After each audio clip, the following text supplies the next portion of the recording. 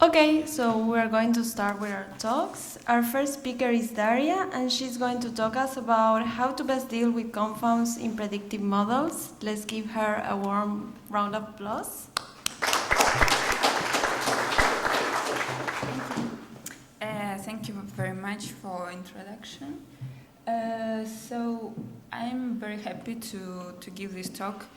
And it's my recent talk. It's my recent research project, research investigation that I done previously in my previous postdoc in Parietal with Gael Voronkou, Bertrand Thirion, and Mike Millam. And it's about controlling confound effect in prediction models.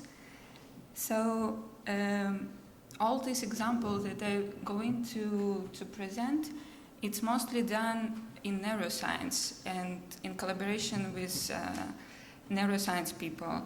But you always can imagine your situation and your prediction models, and you always will find some confounds effect.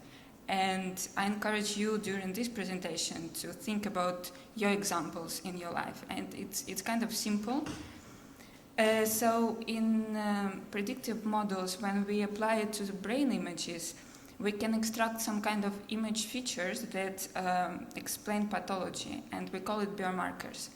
And if it's successful prediction, sometimes it could be driven not just by brain features, but also for some specific pathology, like features not of pathology, but some extra and unwanted confounds. When you're analyzing your data, you also want to be updated about features and about confound that you can found in your models.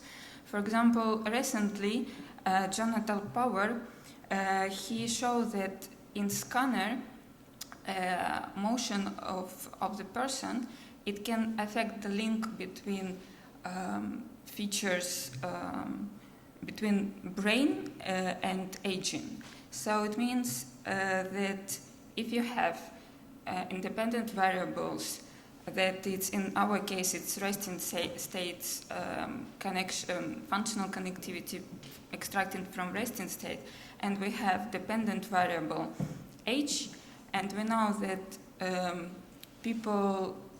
older people and teenagers, they are moving more in the scanner, so we just can predict age just from head motion of the subject and not getting information from the MRI. So in this case, we introduce non-parametric approach to control the confound effect, and mostly it's based on creating the test set in which dependent variable and confounds are independent, and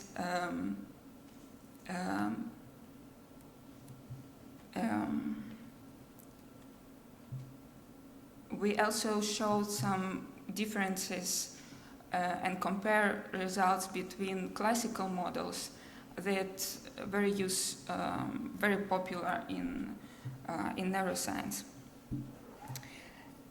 So a little bit formalizing the problem. So we have independent the matrix X that in our case it's brain signal, and Y is biomarker, or it could be any phenotypes, for example age or IQ, and then we have, and we know Z is going to be the confound effect.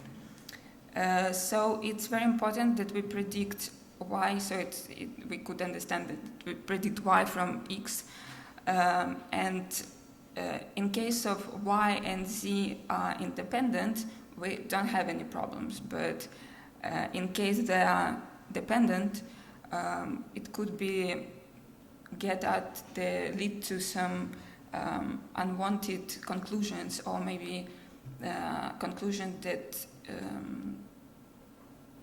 make any sense. So what we done in the project, there is we can think about intelligence, and in this particular case, we wanted to predict fluid intelligence. So fluid intelligence, it's abstract thinking, it's creativity, and crystallized intelligence, that it's more making decisions, it's logic. And we know a priori, and maybe it's gonna disappoint you, but fluid intelligence, it's increasing up to 20 years, and then it's decrease during the life. So we already know how more or less we can predict, getting age, we can predict fluid intelligence.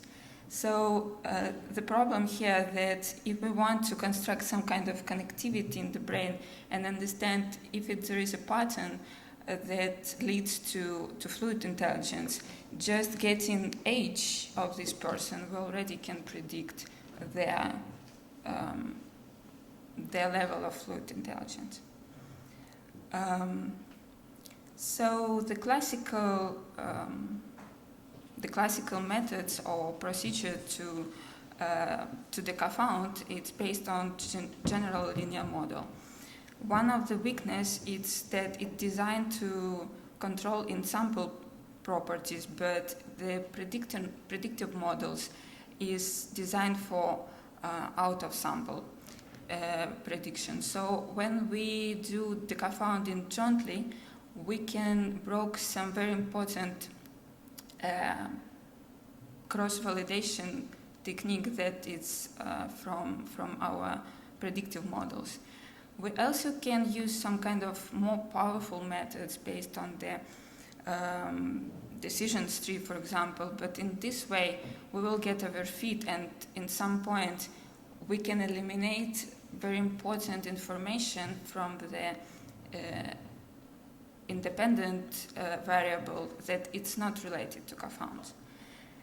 So what we propose is to create the test set, some specific subset from the data, and use it as a test set where Y and Z are independent. It's gonna, I think you can imagine that it's very close to what is cross-validation is doing. So in classical cross-validation technique, you randomly select the subjects for the test set. And in this case, we can see that the correlation between confound and prediction is the same average that in the training set.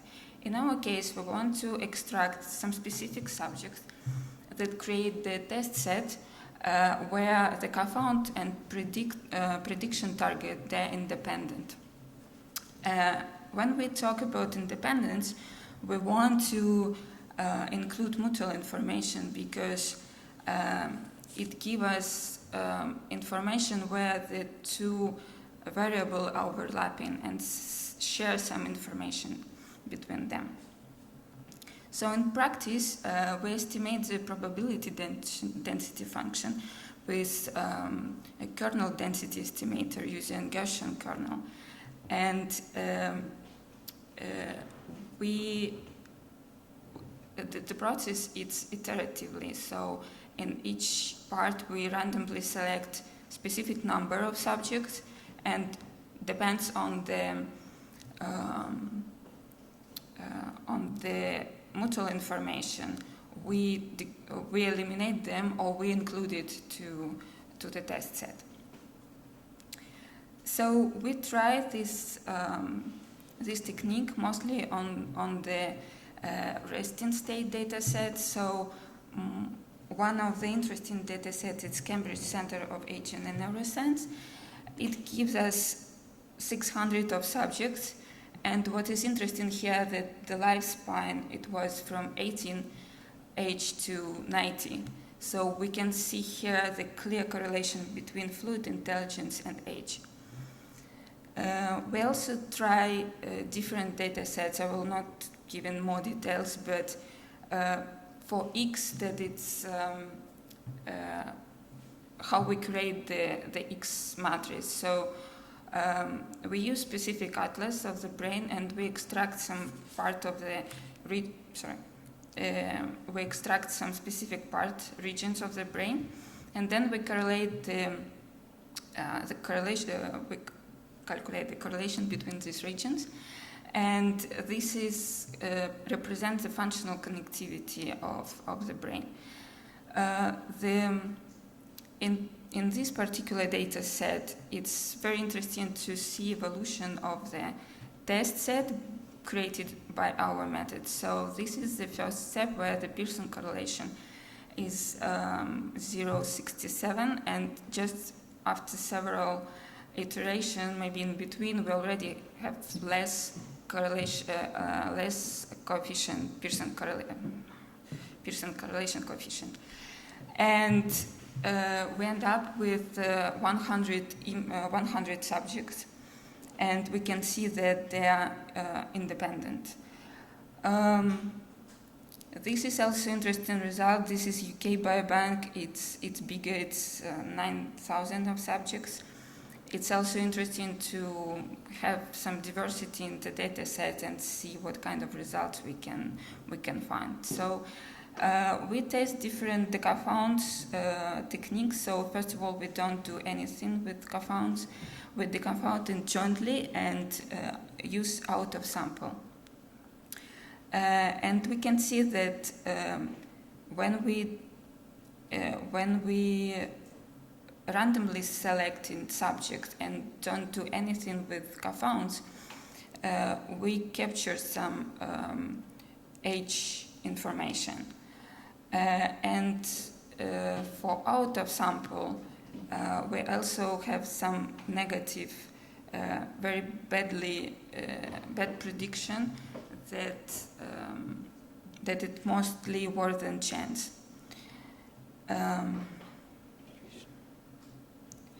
And of course, we made some package of from our method. So it was uploaded recently, like two days ago. But you're very welcome to install it and try and maybe give me some feedback. It's 0.1a version, so it's totally new. So it's very simple because you have mainly one function that do everything. It's confound, isolation, cross-validation. You pass x, y, and z, and it's kind of splitting the data. So it gave you the test and training set based on the x and y, and also some indexes of the selected subject. Also, we provide some simulation data. So in this case, you can see and create some data where the confounds are very strong between y and z, or maybe there is no effect and see what happened in this case. We also create the confounding function that it's called confound regress out. And you can pass x, y, z as well as previously, and then type of the confound that you want to use. Also, there is some simple parameters if you want to have the specific numbers of the subject in the test set and number of cross-validation that you want to use. You can find it also in my GitHub, and any issues that you find, you can post them. And mostly I'm done. So we found the problem in building biomarkers in the presence of confound effect. We present new method that is not parametric, and we compare it with classical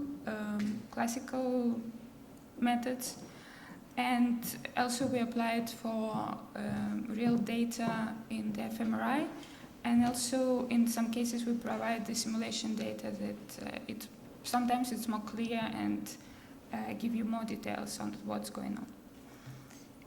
So thank you very much. If you have any questions.